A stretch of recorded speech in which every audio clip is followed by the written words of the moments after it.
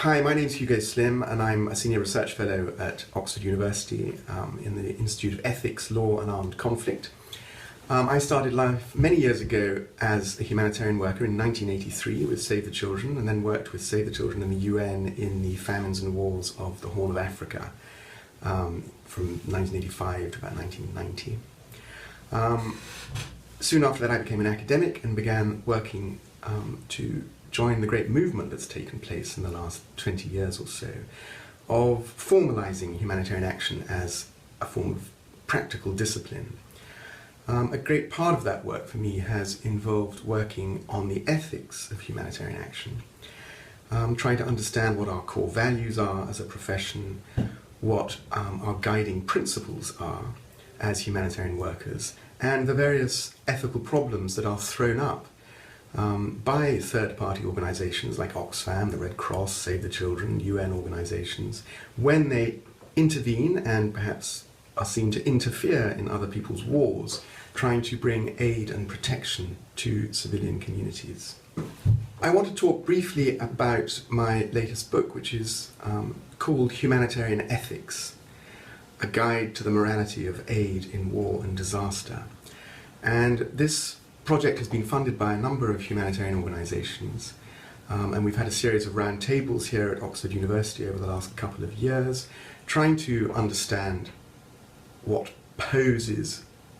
emerges as ethical problems in humanitarian work. My purpose in the book is to try and outline core humanitarian values, why we believe that taking aid to civilians and non-combatants caught up in war is a vital human moral project.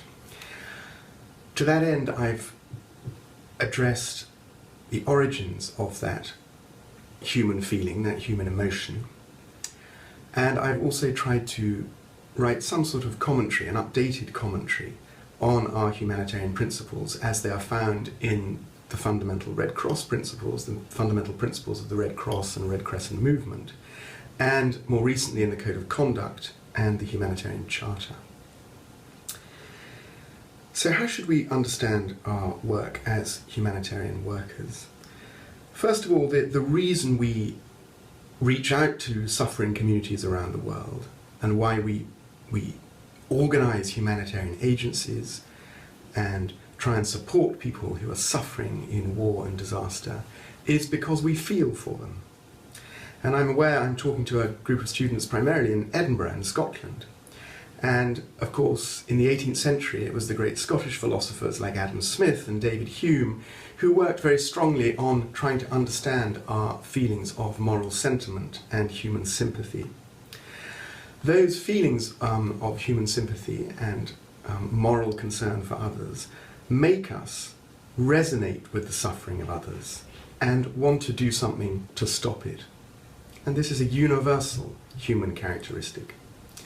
And what has happened over the last 150 years or so is that that moral sentiment of helping and reaching out to people affected by war and disasters, very often people we have never met, in countries far away, as well as in Europe, has been organised into a big system of international organisations. Some of them, like the Red Cross and Red Crescent movement, which were the early pioneers of organised modern international humanitarian action, are strictly neutral, limited to a concern for war and disaster. Others, like non-governmental organisations, like early pioneers like Save the Children Fund, like Oxfam, Save the Children arising out of World War I, Oxfam arising out of World War II, great American organisations like the International Rescue Committee, Mercy Corps, who are based up in Scotland as well and over in America. These organisations have all also formed and responded to emergencies of different kind. And in 1945, after the creation of the United Nations, we saw the arrival of specialist UN agencies like UNICEF, the World Food Programme, World Health Organization, all of these organizations who engage in humanitarian work. So thinking about our moral purpose and the way that the Red Cross principles and the Code of Conduct have structured our ethical framework, it works on two fundamental principles first. The first is the principle of humanity, and the second is the principle of impartiality. Humanity is essentially that commitment of moral feeling that I spoke of earlier, that resonance, that it is the right thing to do to reach out and save and protect human life. And the principle of humanity recognizes that every human life is intrinsically precious and essentially valuable. Therefore, every human life should be saved whenever it can and protected from violence and attack and disaster. The principle of impartiality is an extension of that principle. It says that humanitarian agencies will only ever work on the basis of need alone. And implicit in that principle is the idea of a radical equality of human beings. So humanitarian agencies have to work blind to politics, to race, to political affiliation, to class, to gender, to every kind of human distinction. They work blind to those distinctions and work only on the principle of the equality of every human life and the need of particular human beings. So those two, humanity and impartiality, are the fundamental ethical goals of humanitarian action. We then move to the principles of neutrality and independence, which in a sense are operational principles to help us in the very contested politics of any war or disaster, where many different sides are taking sides and in conflict with each other. The principle of neutrality says that humanitarian agencies will always work neutrally in two ways. They will never give their aid in such a way that it gives unfair advantage to one side or the other in the conflict. So they will have a material neutrality into the conflict. But they will also have an ideological neutrality, and they will reserve any opinions or judgments about the rights and wrongs of those people involved in the conflict. So while they can speak out against specific violations of international humanitarian law and human rights objectively, they cannot take sides in any way about the ideology and politics of that conflict. So it is those two principles, the political principles, that humanitarians hope and believe allows them to have credibility and trust, and in the saying of the Red Cross, the confidence of all parties when they enter as a third party into other people's wars. They are, in a sense, the political principles of humanitarian action. Those four, humanity, impartiality, neutrality, and independence, which I've forgotten to mention, independence says that that humanitarian agencies will always work autonomously and independently of other influences. They will make their own operational decisions about need and targeting and resources.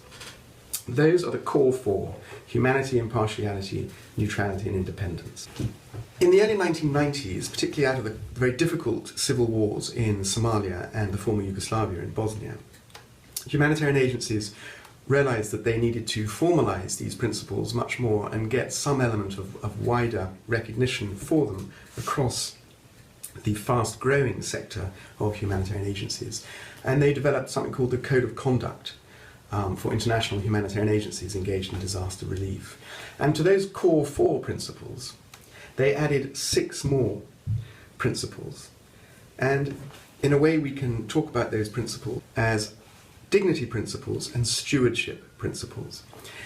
The dignity principles in the Code of Conduct made it very clear that it was only fair and respectful of people's human rights as individuals if aid agencies worked with them in such a way that was participatory, that included them, that respected their culture and custom, that allowed them to take an active part in the relief of their own suffering and the shaping of their own lives and recovery. So those dignity principles, and that also included empowerment and capacity building, the idea that an agency has a responsibility, if it works with a community or with other local agencies, to help those agencies and those communities to increase their capacity and to become stronger and more resilient, in the jargon of today. Another important dignity principle was Article 10 of the Code, which made it very clear that in their marketing and fundraising, humanitarian agencies cannot represent suffering human beings in a degrading and inhuman way. Therefore, they committed to show people suffering in their advertisements and their marketing and on their websites in a way that gave those people dignity, identity, and actually humanity. This was to make sure that what people were calling disaster pornography did not continue, the sort of selling of naked and suffering bodies to raise money and giving people no sense of dignity and no identity of their own in that process. The next important principles in the Code of Conduct concern stewardship, and this is stewardship of two kinds. First of all, stewardship of the environment and sustainability of the environment. It was felt to be very important that where possible, humanitarian agencies should be good stewards of the environment and to develop programs that were sustainable and not destructive of the environment wherever possible. The second very important aspect of stewardship was the stewardship of resources given in trust to those agencies as money to invest in humanitarian results. Therefore, the whole principle of accountability to the communities you're trying to help and to the people that are financing your agency as private donors or public donors, stewardship and accountability is incredibly important and is an important ethical concern, so that you are genuinely able to show people you are trying to help and people that are paying for you to help them that you are doing good work and having humanitarian results that are principled and effective. Those are the core principles of humanitarian action. And as they are developed today, as they are embraced today by humanitarian organizations, but also as they are recognized today increasingly in UN policy and UN Security Council resolutions and General Assembly documents, and therefore recognized as what defines humanitarian action by states. But of course, principles and practice are often very different things. These humanitarian principles are action guiding, and when humanitarian agencies actually hit the ground and find themselves in difficult negotiations with warring parties, armed groups, governments, with communities in desperate need, it's often very hard to live 100% according to those principles.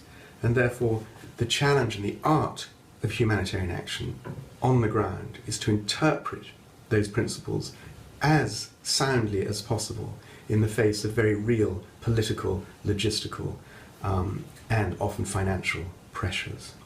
So in the next video, you'll have a chance to see how those ideal principles of humanitarian action are very often contested in the harsh reality of war and disaster.